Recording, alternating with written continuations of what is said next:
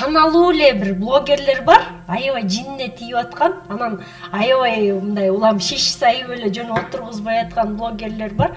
Кичине бир нерсеге мындай сын көз караш менен айтып койсоң, болду бул биздин душман экен, муну бияка коюп, могу биздин мактагандарды чакыралы бул жака деген нерсеге өтүп алышкан да. Блог алып баруу үчүн ушу эркин ой жүгүртүү, эркин сөз укуктарыңды мындай колдонуу үчүн мамлекет тарабынан сен макулдуулугун алышың керек деген маани болуп атат да. Көпчүлүк блогерлер мен саясатты жазбайм, мен саясаттан алысмын. Сөз дагы, ачыктык дагы, адилеттүүлүк дагы, өзүңдүн укугуңду талап кылуу дагы сөзсүз керек эмеспи? Каяктан мыйзамдарды кабыл алып, мындай кысым көрсөткөн туура эмес деп ойлойм.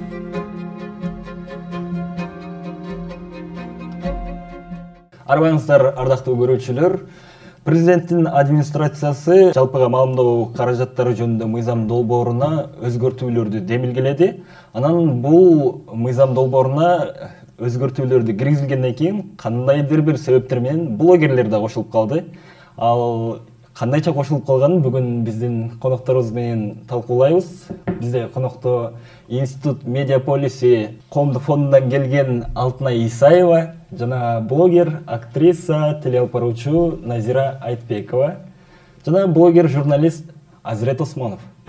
Саламатсыздарбы? Кош келдиңиздер. Кандайсыздар? Жакшы.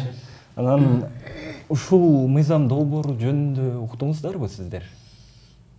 Мен ооба. Мен деле уктум. Жок, журналисттер телефон чалып, Назира ушундай долбоор болуп аттыр, каралып аттыр мыйзам. Сен кандай карайсың деген суроолор абдан өңүттө көп келип атты. Анан угуп алып, бир эсе таң калдым, бир эсе андай жок, мына күлкүм келди, бир эсе аябай ушундай болмок беле деген нерсе келди.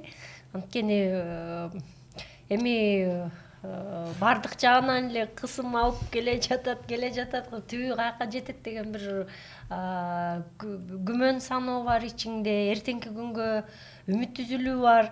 Анан экинчисинен болсо, эми телефон көтөргөндөрдүн баары эле азыр блогер да.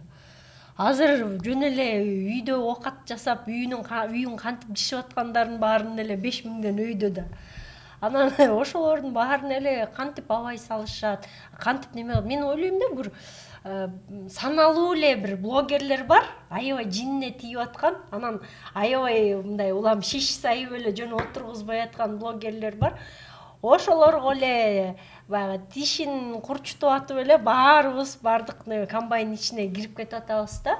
Анан эгерде баягы өтө мындай одоно болуп атса, балким ошол блогерлер менен өздөрү менен сүйлөшөбү же кандай болот, бардык нерсени бир бычактын алдына салбаш керек го деп ойлойм. Эмне дедиңер? Биз деле ошондой дейин деп атканбыз. Ооба, чын эле айтып атат, Назира айтып аткандай, мен деле ушуларга кошулам да. Бийликке жакпай аткан, бийликти сындап аткан блогерлер бар да, айрыкча Facebook'та бар да. Анан ошолорго эптеп мыйзам ойлоп, ушул мыйзамды ойлоп таап туруп эле, анан эми анын катарына биз да кирип калып атабыз да, анын шылтоолору мененчи. Анан бул аларга, бийликке же ким мыйзамды кабыл алгандарга бул жакшы шылтоо да, мисалы. Бул мыйзам тура берет. Кайсы учур келгенде, ким кайсы блогер мындай бир аз аларга жакпаган сын пикир айтып койсо, вот ошону сразу ушул мыйзам менен баса калганга жакшы да.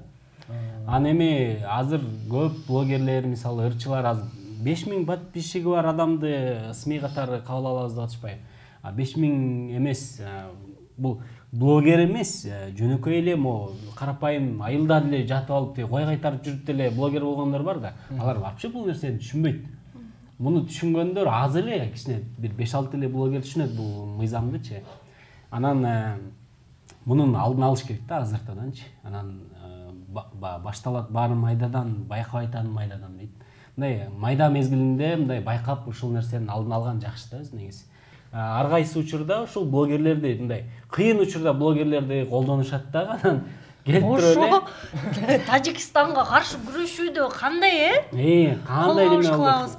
Анан өздөрүнө ыңгайсыз мезгилде эле баса калышат дагы, ыңгайлуу мезгилде, ой, силер тим эле окумушсуңар деп мындай туура эмес колдонуп атышат да. Мындай бизге деле ушул эле мыйзамды мисалычы, балким мындай бул мыйзамды кабыл албай эле блогерлерге бул жаңы эле жекебиз да айтып кетти, медиа сабаттуулукту үйрөтсө, ушул СМИнин мыйзамдарын үйрөтсө, силер могул нерсени тартсаңар болот, могул нерсени тартсаңар болбойт деген бир нормаларды мындай бир адам келип юридикалык билими, сабаты бар, мисалы адам келип блогерлерди чогултуп бир мындай форум сыяктуу өткөрүп, ошондой кылып үйрөткөн, наоборот бизге мындай агартыш жүргүзсө жакшы болмок да. Мамлекетке жардам бермек. Бизге негативный неме менен мыйзамдарды кабыл алып, силер моундайсыңар деп аркы өзгө өтө калбай, любой учурда бул азыр блогерлердин күчү чоң да. Блогерлер, мисалы жана пабликтер бул коомдук пикирди жарата турган чоң күчкө айланып калды. Мурда телеканал журналисттер болсо, азыр блогерлер мисалычы.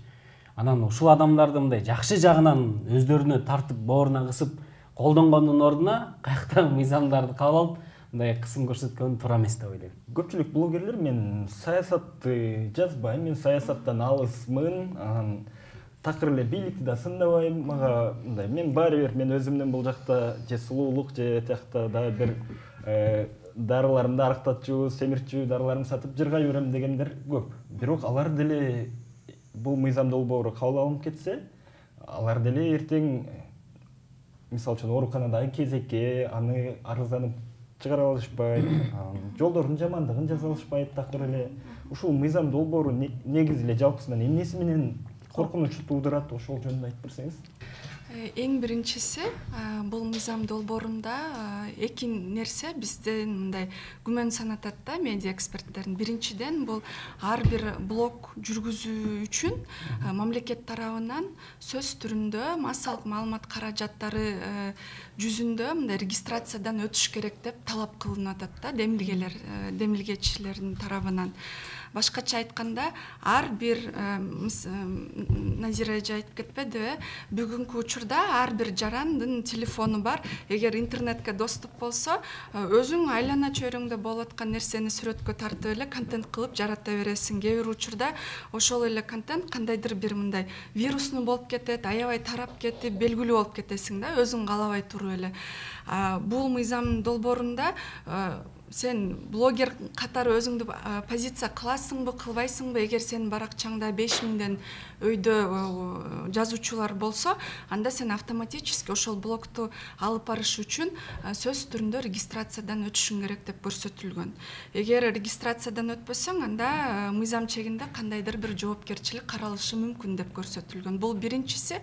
Экинчиси болсо, ар бир блогер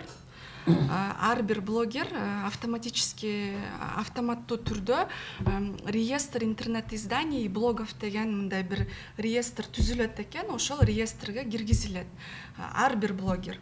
Ал реестрге киргизүү үчүн мамлекеттик орган тарабынан мониторинг жүргүзүлөт экен. Ушу долбоордо жазылып турат да, мониторинг жүргүзөт соц тармактардан.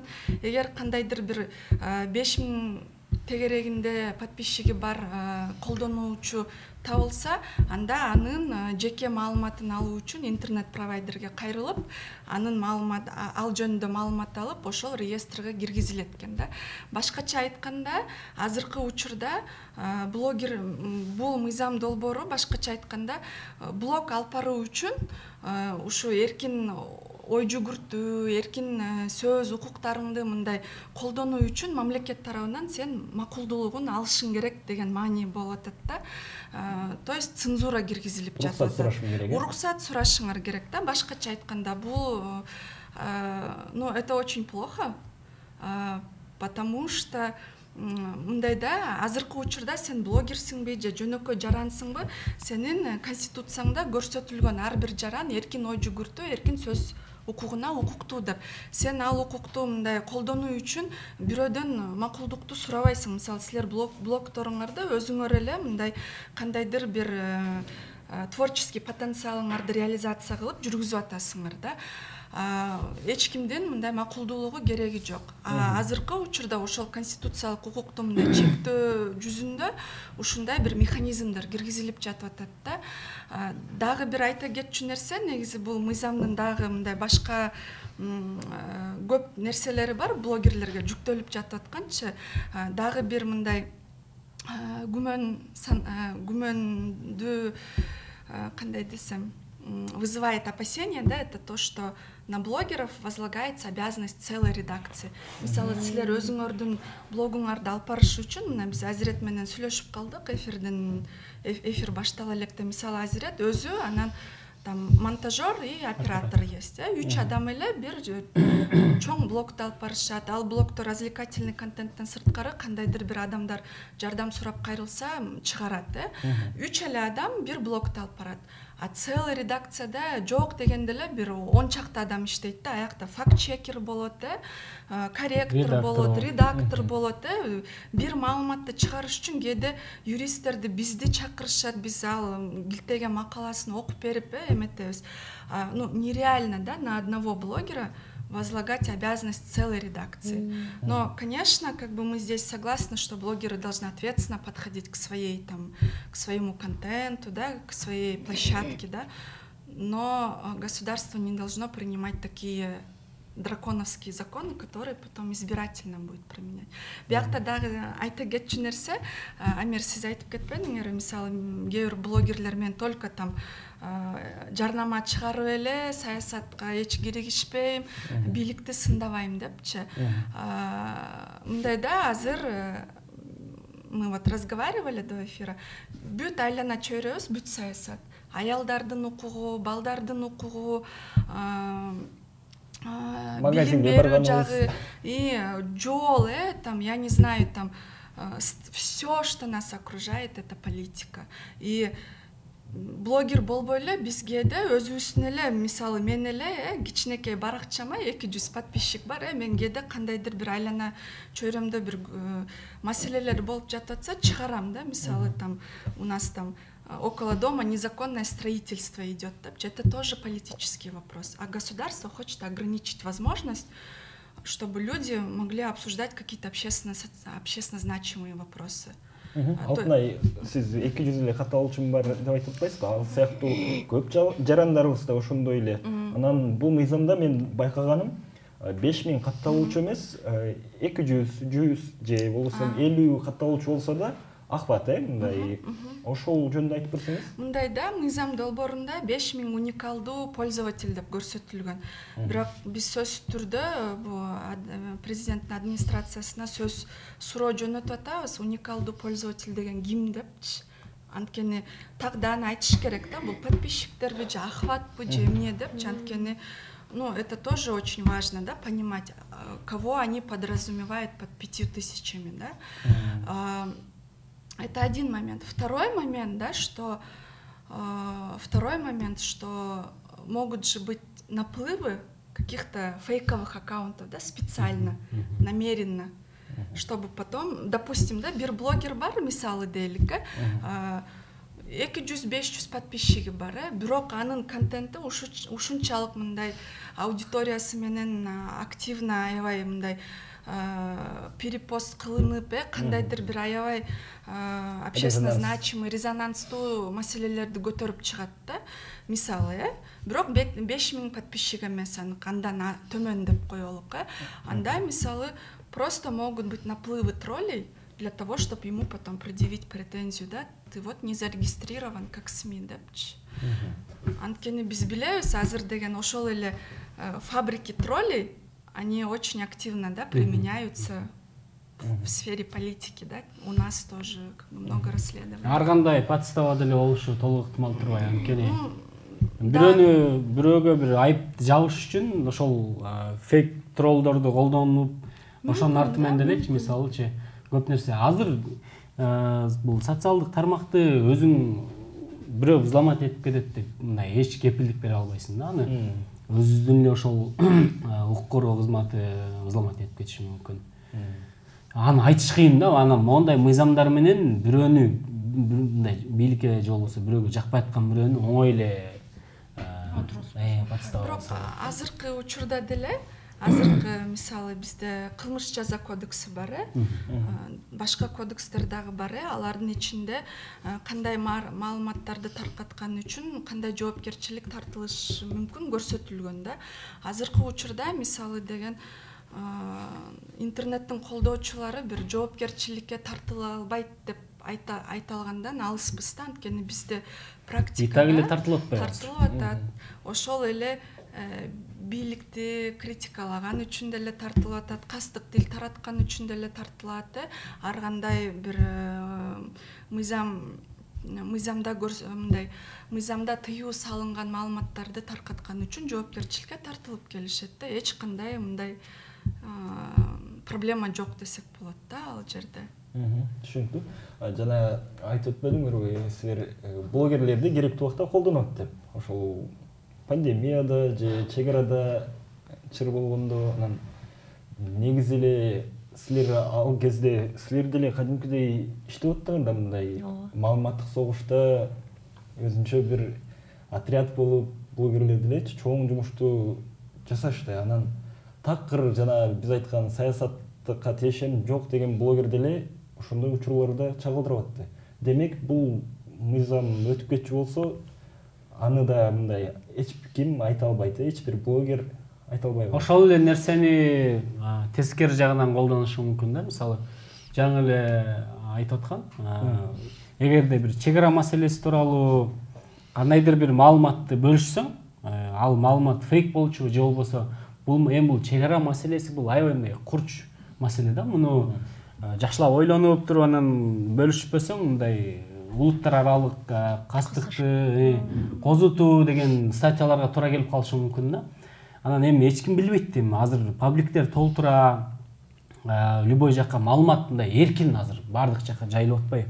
Анан бир маалыматты бир жерден көрүп аны бөлүшүп калсаң, эми ал статья экенин билбейсиң да. Мисалы, кээ бир эле мындай юридикалык түшүнүгү бар адамдар эле ошол нерсени билбесе, а так көпчүлүк адамдар аны билбейт да. Балким ошолор деле эртең бул мыйзам менен түрмөгө кирип кетиши мүмкүн да. Медиа сабаттуулук абдан керек да бизге, негизи эле блогерлерде. Көп байкалам, анын эми баягы кооптонгон жагын деле карай турган болсок, блогерлердин жоопкерчилиги көбүн эсе мындай өзүнүн жоопкерчиликтүү коомго, бул менин аудиториям, мени ушунча киши карап атат, ушул жакта ушундай туура эмес маалыматтар кетип калбасын, аны муну деп мындай жоопкерчиликтүү көп карай беришпейт да. Бул жакта ар бирибиз, ар бир блогер өзүбүздө мындай жоопкерчиликтүү болушубуз керек да. Мисалы үчүн мен аудиторияма кандай тамак берем, маалыматтык жактан, аларды кайсы жакка өңүткө сүйрөй алам. Инфлюенсер бул англис тилинен которгондо таасир этүүчү, чынында эле таасир этүүчүбүз да. Анан биз булга мисалы үчүн атайын блогерлердин форуму өткөрүлгөн, дагы ушундай блогерлердин ушундай жыйналышы, чогулушу өтүп, чын эле медиа сабаттуулукту тарката турган болсок, ар бир блогер менин миллион катталуучум болуп атса, миллион катталуучума медиа сабаттуулук деген эмне, туура маалымат деген эмне, туура маалыматты кантип иргешибиз керек деген маалыматтарды мисалы үчүн бизди үйрөтүп койсо, биз деле аудиториябызга жайылтып үйрөтүп баштасак, чогуу мамлекет менен чогуу бир кызмат кылсак, эмнеге болбосун да. Мамлекет мисалы үчүн келип ушул жактан бир аз аксап атабыз, инфлюенсерлер, блогерлер силердин күчүңөр чоң болуп атат, бизге көмөк болгула, жол көрсөтөлүк чогуу, элди чогуу туура жакка сүйрөйлү деп турган болсо, мисалы үчүн зордук зомбулук темасын мен көтөргөндө кандай эч ким карабаган нерселердин баары баш көтөрүп, ушундай турбайбы, келгиле минтели деп, анан ар бир ата эне балдарына жоопкерчиликтүүрөөк карап, мындай бейжай таштап кете бербей, улам мындай контролдогонго, көзөмөлдөгөнгө өтүп атышат, дагы иш кылып, дагы башка долбоорлорду чыгарганда ошондой болуп атат. Демек, биз абдан элге керектүү адамдарбыз. Биз ушундай сонун көйгөйлөрдү көтөрүп, коңгуроо кылып, анан адамдарды бир чоң кемени сүйрөгөнгө баягы мүмкүнчүлүк бере турган адамдарбыз. Эмне үчүн биздин колубузду, бутубузду байлап, анан тилиңди кесип, анан оозуң менен скотчтоп койсоң, Кыргызстанда өнүгүү болбойт да, өсүү болбойт. Ооба кээде ачуу сүйлөп коебуз, ооба камчылайбыз, но бизге жакпай аткан нерсени айтуу, эми дарылардын баары эле таттуу боло бербейт. Ачуу дары болот. Аны жегенден кийин айыгат адам. Бул сөз дагы, ачыктык дагы, адилеттүүлүк дагы, өзүңдүн укугуңду талап кылуу дагы сөзсүз керек эмеспи? Алтынай, бизде билесиз, биздин президентибиз, ажообуз өзү да блогер деп айтсак болот. Номер 1. Биринчи блогер, катталуучусу көп. ошондо алда каттоодон өтүш керек бул мыйзам долбоор боюнча. Блогер катары анткени анын баракчасында 5000ден ашык катталуучу болуп эсептелинет. Ошол как раз жанакы ушу президенттин администрациясына да суроо жөнөтүп атышат. Жанакы независимые медиа, ошо биринчи очередь анда президент өтүш керек болуп калат да регистрациядан, чтоб, ну, как пример, да, потому что это же инициатива со стороны администрации президента же идет. И как раз таки будет понятно, да, для кого закон, кто равнее, да, и как закон работает.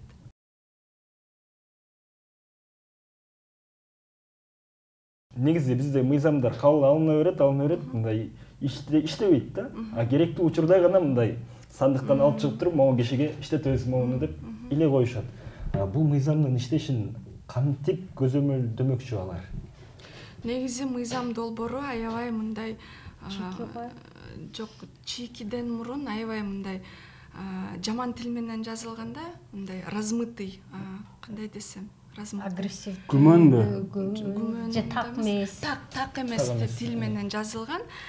Так жазылбаган үчүн ар бир нормасы эки тараптуу колдонулушу мүмкүн да, керектүү учурда. Анан ошон үчүн биз дагы мисалы жарандык активисттери, медиа ком бул медиа долбооруна аябай биз мындай күмөн салып, аябай мындай жокко чыгаранга аракет кылып жатабыз да. Анан негизи практикада эле бизде мисалы медиа тарабында алынган мыйзамдарды алсак, акыркы мыйзам бул мүмкүн силер уккансыңар, пандемия убагында Гүлшат Асылбаева деген депутат закон фейк аккаунттар боюнча фейк менен күрөшүү деген мыйзам долбоорун алып чыгып, кийин ошол мыйзамга кол коюлган да. Мыйзам эл ичинде фейк менен күрөшүү деп аталган, өзү мыйзамдын аты закон о недостоверной ложной информации деп. Ошол мыйзамды депутаттар кабыл алып атканда айтышкан, биз только фейк аккаунттар менен күрөшөбүз, анткени Facebook'та ушунча фейк аккаунттар көбөйүп кетип, коомду аябай мындай туура эмес маалымат таркатып, аябай мындай. Бирок азыркы учурда ал мыйзам кайсы тарапка колдонулуп атат? Азыркы учурда ошол мыйзамдын чегинде азаттык блокировка болду сайты, мына эми жабылган атат. Андан сырткары Республика деген издание бар болчу, ал дагы блокировка болду, жабылды. Андан сырткары мына 24 KG информагентство, поликлиника 2-3 күн мурун Клоп изданиясына дагы арыз түшкөн, ошол мыйзамдын чегинде колдонулуп. Башкача айтканда, бул мыйзам деген фейктер менен күрөшпөйт, азыркы учурда деген именно бул көз карандысыз медиалар менен күрөшүп атат да. Бул мыйзам долбоору биз дагы ойлойбуз, бул мыйзам долбоору деген биринчи учурда кабыл алынса, жанакы соц тармактарда аябай мындай социальный, общественный маселелерди көтөрүлгөн блогерлер биринчи учурда активисттери көзөмөлгө алышы мүмкүн. Анан бара-бара айтып атпайбызбы, саясат ар бир жаран саясат менен мындай жолугат да, өзүнүн жашоосунда күнүмдүк. Бара-бара ар бирөөнө бул мыйзамдын кандайдыр бир чектөөлөрү тийиши мүмкүн да. Блогерлер, ошо инфлюенсерлер мындай аудиториясынын астында социалдык жоопкерчилик жоктой да. Мисалы, Назира Жайын билем, Азирет сени билем, бар мындай кайсы бир темаларда өзүңөрдүн пикириңерди билдирип турасыңар. Эмне үчүн мындай кайдыгер өзүнүн пикирин билдирбейт, бул боюнча үнүн жеткирбейт деген суроодон мындай кесиптештериңер, коллегаларыңар? Жаңы эле айтып кетпедиби? Мен деле андай досторум билем, блогерлерди мисалы. Мен вообще мындай саясатка тиешем жок, саясатты жаман көрөм дегендерчи. Ошонтип айтканда өзү негизи туура эмес да. Саясатка тиешем жок дегени таптакыр туура эмес. Анткени бул күнүмдүк жашообузда бул саясат күнүгө саясат менен кезип атпайсыз мисалы. Жол эрежелери мунун баардыгы саясат мисалы. Ошол эле жол эрежелери, ошол эле коомду адамдын алып жүрүүсү, бул эрежелердин баардыгын ошо саясатчылар жазат да, ошол мыйзамдын баардыгын ошол саясатчылар жазат. Анан саясатка тиешем жок дегендери ал таптакыр туура эмес. Саясатка биз 24 саат бою тиешелүү болуп жүрөбүз. Ошон үчүн ар бир адам мындай кайдыгер болбой, ар бир мыйзамда же болбосо ар бир мындай коомдук талкууларда активдүү катышыш керек. Баардык мен саясаттан алысмын деген адамдарга деле таң калса болот да. Саясаттан алыс болсоң алыс бол, бирок мындай ичине кирип кереги жок, ал жака кирип алып. Саясаттан алыс болсоң алыс бол сен, бирок саясат сенден алыс болбойт. Мындай неме да болчу. Ар дайым активдүү мындай эл ойго болуш керек да. Вот ошондо биздин бийлигибиз да оңдолот, мисалы биздин ар бир мыйзамыбыз дагы оңолот. Ар бир нерсеге биз реакция кылып турсак, мисалы үйдө атаң жок мезгилде башкача жүрөсүң, атаң бар мезгилде бир аз башкача жүрөсүң. Ошол сыяктуу эле да, мындай эй, бул жака тур, бул жака турба деп мындай айтып турган адамдар болуш керек да. Анан баардыгы эле анан эшек жайлоо болуп эле анан ар ким өз менен болуп кетсе, алар каалаганын кылат да. Каалаган мыйзамды жазат, каалаган адамды жазалайт, ошондой. Ошон үчүн адам, любой адам мындай мен саясаттан алысмын, мен жөн эле биякта койчумун деген тура эмес. Эртең ошол эле нерселер, ошол эле мыйзамдар ошол койчунун деле башына келет да. Анан мисалы бирөөнү туура эмес жазалап атса, же бир жерде адилетсиздик болуп атса, ага дагы сөзсүз түрдө активдүү катышып, оюңду билдирип турушуң керек. Анткени ошол эле нерсе, ошол эле ситуация өзүң башыңа келип калышы мүмкүн да. Мунун алдын алуу сен коомдо активдүү болушуңа көз каранды болот. Ошон үчүн кайдыгер болбогула деп айтып кетем. Баардык блогерлерге, ырчыларга, жөнөкөй эле адамдарга, жөнөкөй эле карапайым баардыгыбыз адамбыз да, баардыгыбыз ушул Кыргызстан ичинде жашап аткан жаранбыз. Ушул мыйзамдарга баардыгыбыздын мындай укугубуз бирдей баардык жердечи. Бул Назир эженики башка эмес, меники башка эмес. Баардыгыбыздын мыйзам алдында бирдейбиз. Ошон үчүн баардыгы бирдей кайдыгер болбой активдүү болуш керек. Алтынай, айтсаңыз, бул мыйзам долбоорунда анан макул ошону мыйзамды бузду, кабыл алынгандан кийин мыйзамды бузду. Блогерби же катардагы колдонуучу социалдык тармактарда кандай жаза каралган? Жазалар. Азыр мыйзам долбоорунда президенттин администрациясы кандай жоопкерчилик киргизилет көргөзгөн эмес да.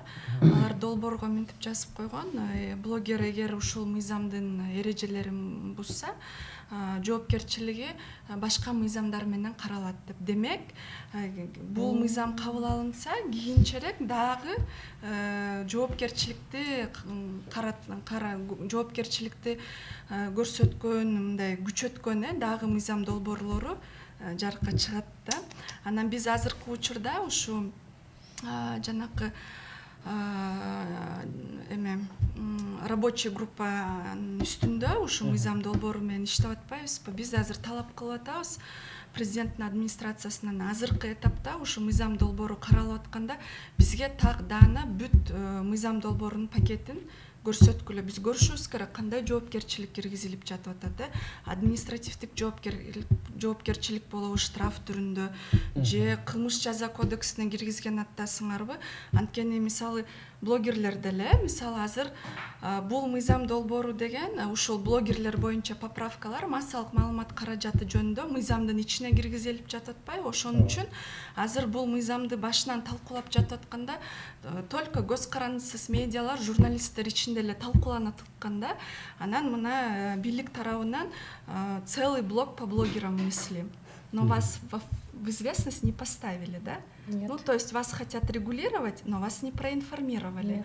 А в целом, по в соответствии там, с законом, с принципами гласности, справедливости, государство должно проинформировать, да, какие поправки он вносит. Может, у вас какие-то предложения будут, да? Ну, то есть сейчас азыркы учурда биз билбейбиз кандай жоопкерчилик көрсөтүлгөн. Биз талап кылып атабыз да, көрсөткүлө ачык азыркы этапта, пока парламентке киргизиле электе. Пока белгисиз. А мындай биздин номер 1 блогерибизчи мындай туура эмес бир нерсе жазып койду, бирок жарандык активисттердин баары ызы чуу болуп чыктык. Мына мыйзамды бузду бул киши деп, ал мыйзамга тартылабы, тартылбайбы? Практикада хакерлер бузган болот да. Анда хакерлер кирип кетип атат. чынында андай да коопсуз, мындай кооптуу жайы бар экен да. Мисалы үчүн сенин меңде баракчаңды хакерлер алып алды, сенин баракчаңан ушундай троллдун баарын кылып атат, анан аны мындай тастыктап далилдөө мүмкүнбү? Мен жазган жокмун, муну башка бирөөлөр жазып кетиптир дегенинге. Кылыш кыйын да аны. Кылыш кыйын, бирок кылса. Сиздин эле аккаунтуңуздан кирип, мисалы, хакерлер сиздин паролуңузду, эч нерсеңизди өзгөртпөй туруп эле, жөн эле сиз уктап аткан мезгилде пост чыгарып койду да, мисалы. Тиги моундай деп бирөөнү сөгүп салды. Анан болду, ал чыгып кетти сиздин аккаунтуңузданчы. Сиз кантип аларга бийликке неме укур көргөндөрүнө жок, муну мен киргизбей койдум десе, алар ишениши кыйын да. Вот сенин аккаунтуң болуп атпайбы дейт да. Мына азыр деле талкуулап жатып атканда, у вас уже какое-то чувство тревожности, да, появилось. Вот самоцензура деп коет да. Эгер ушул мыйзам долбоорун азыр талкуулап жатып атканда эле кээ бир блогерлер мына кече деле жолугушуу болгондо аябай баары айтып атышты да, чото коркуп баштадык, кабыл алынса эмне кылабыз, кантип жазабыз, эмнени жазсак болот депчи. Бул мыйзамды кабыл алса, эгер жоопкерчиликке тартыш не обязательно, сам факт наличия этого закона, оно будет порождать самоцензуру среди блогерского сообщества. Это очень опасно, да? Эми так эле мондай деши мүмкүн, мисалы, муну көргөн, ушул программаны көргөн адамдар, бул туура эле бир жагынан ар ким өзүнүн оозуна келгенди сүйлөй бергендер көбөйүп кетти азыр деп муну баары бир айтат да, мен билип турам. Туура азыркы күндө ар ким өз деңгээлинде ар нерсени келжирей берет. И ошол деңгээлде ал адамдарды жоопкерчиликке тартыш керек, тартпай коюш керек дегенден да алысмын да. Анткени ар ким ар кандай максатта бир нерсени чыгарышы мүмкүн, мисалычы. Анан ар ким өзүнүн оозуна келгенде сүйлөп, мен мисалы бул улуттар аралык болбосо деле, могу ички региондор аралык трайбализмди козгогон адамдар болушу мүмкүн. Жок, андайларда ансыз деле жоопкерчиликке тартып атат да. Ансыз деле, ушуну айтайын деп атам. Мындай өтө эле кысымга алынын кажетинин эмне кереги бар? Ансыз деле аларды жоопкерчиликке тартып атышат. Ошол ушинтип жаза турган адамдарга алдын ала айтып атам. Жок, мисалы үчүн бул интернет айдыңы, бул жаңы дүйнөдө биз муну кантип колдонушту билип, мында башыбызга кийип көрүп атабыз, чокоюбузду кайра башка жагыбызга кийип көрүп атабыз. Эмне болуп атат? Биз мындай тажрыйбадан өтүп атабыз да, бизге эч ким көргөзгөн эмес, үйрөткөн эмес, муну кантип колдонот, муну медиа сабаттуулук деген эмне, этика деген эмне, маданият деген эмне, эчтеке билбейбиз да. Азыр демек мындай сен түштүксүң, сен түндүксүң дей турган болсок камалып кетет экенбиз. Момуну момтип сүйлөсөк, бирөөнүн баягы өмүрүнө залал келтире турчу сөздөрдү коркутуу, үркүтүү менен сүйлөсөк, анда камалып кетет экенбиз деген нерселер эми башталды да, аңдоолорчу. Ошон үчүн жантан бери ошо медиа биринчи жөн эле кысымга ала бербей, медиа сабаттуулукту үйрөтсө, анда элдер уже анда аңдап калмак, колдонгонду үйрөнүп калмак, анан кысымга алуунун кажети жок болмок деп ойлойм да. Биз делечи подписчигибиз эле болбосо, биз деле жөнөкөй эле жаранбыз да. Кыргызстандын кадимки эле мындай адамдарындай эле биз жөнөкөй эле жаранбыз. И ошол жөнөкөй эле адам жарандардай катары эле өзүбүздүн оюбузду мындай айткыбыз келет кээде, мындай. Кээде ал нерсени эмоция менен катуураак айтышыбыз мүмкүн, кээде жумшагыраак айтышыбыз мүмкүн. Анан бизди СМИ катары кабыл алып туруп, моундай бир капаска камап туруп моундай. Анан сен ал капастын ичине моундай бир мындай вакуумдун ичине кирип калганыңды түшүнүп турасың да. Сенин болсо бул психологически сен өзүңдүн оюңду айтууга моундай өзүңдү чектей баштайсың да. Бул биз ошону айткыбыз келип атат. Бизди антип капаска камабай эле моундай тескерисинче мындай билим аркылуу, мыйзамдар аркылуу, мындай түшүндүрүү аркылуу бизди үйрөтсө болмок да. Биз дагы өзүбүздүн подписчиктерибизге ошол нерсени үйрөтөбүз. Биз эч качан моундай мен мисалы өзүмдү айтып кетейин, бирөө менен кас болоюн, мисалы бийлик менен, же болбосо бир адам менен кас болоюн деген оюм жок.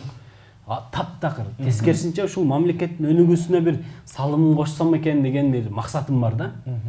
Мамлекеттин ичиндеги туура эмес иштерди дагы жок дегенде өзүмдүн катталуучуларыма жеткирсем, алар өздөрүнүн оюн айтса, ошол нерсени жалпылап мондай коомдук пикир аркылуу бир түздөсөк, оңдосок деген менин ушундай максатым бар да, ушундай ниетим бар.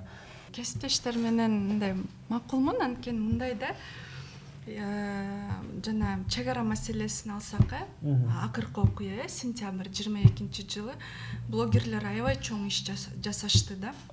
Аябай активдүү түрдө ошол эле мамлекеттик органдардын пресс-релиздерин чыгарып атышты, өз күчтөрү менен ар кайсы тилдер менен контент жаратып, ушу дүйнө жүзүндөгү жанакы мировое сообществого, ушу Кыргызстанга болуп кол салып жататкан жөндүү маалыматты жеткирелик деп, ар кандай түрдө, ар кандай форматта контенттерди жасап атышты да, өз күчтөрү менен.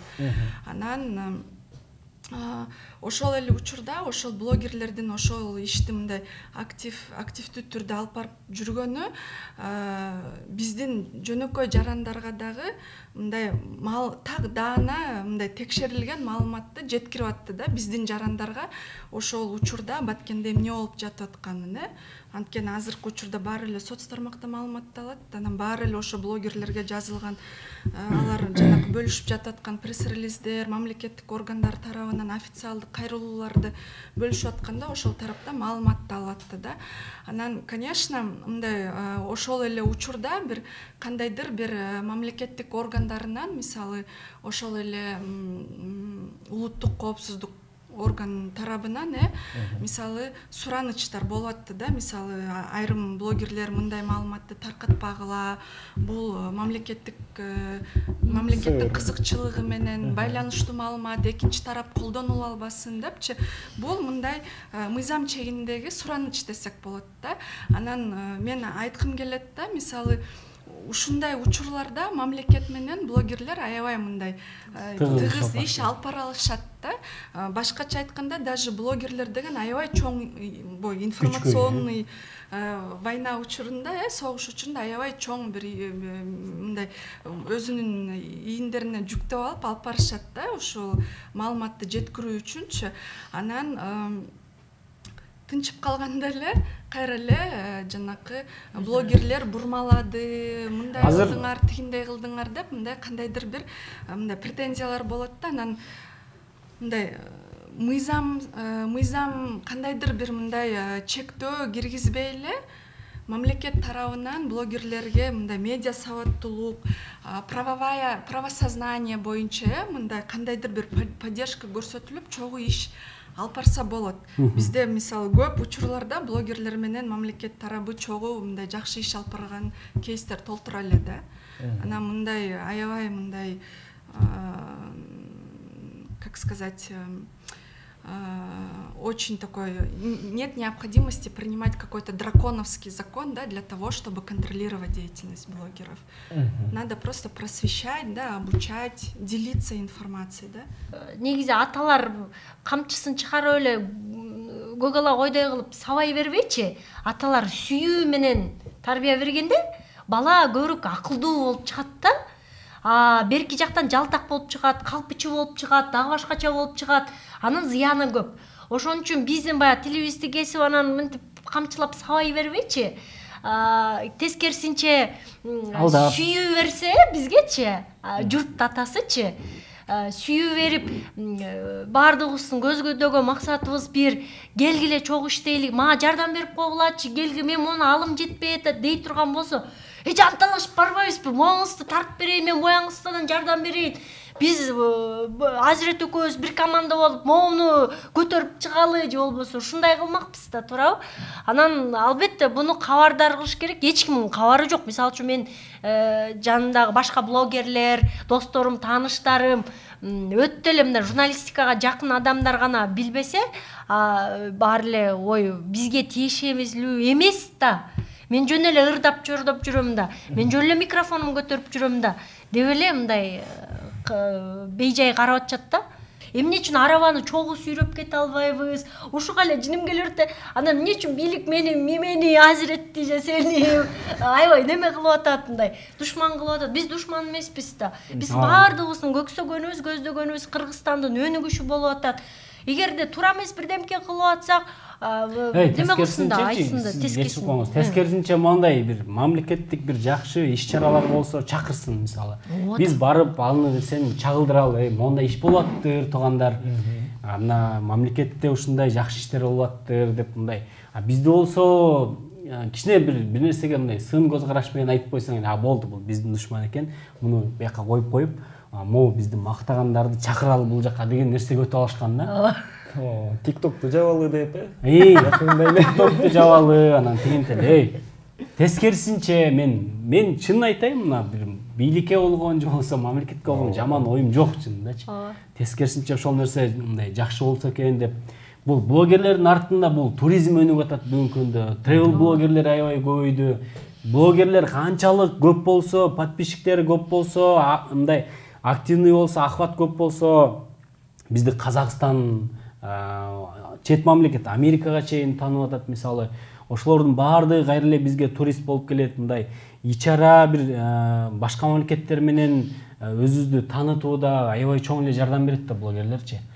Ошолорго наоборот тескерисинче, мисалы, бизде туризм департамент бар азыр же ушулар жардам берсе болот, мисалы, блогерлерди мындай учурда мындай күчүн туура колдоно албай атышат да блогерлердинчи. Наоборот аларга жардам берип, тияктарга жиберип, жакшы жерлерди тарттырып, башка мамлекеттерге жиберип, мындай бир ушундай нерсе иш-чараларды кыла албай атышат да.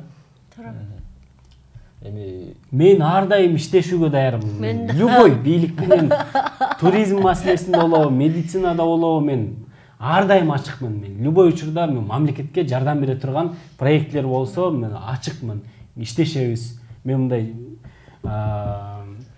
чын жүрөктөн айтып кетейин, мен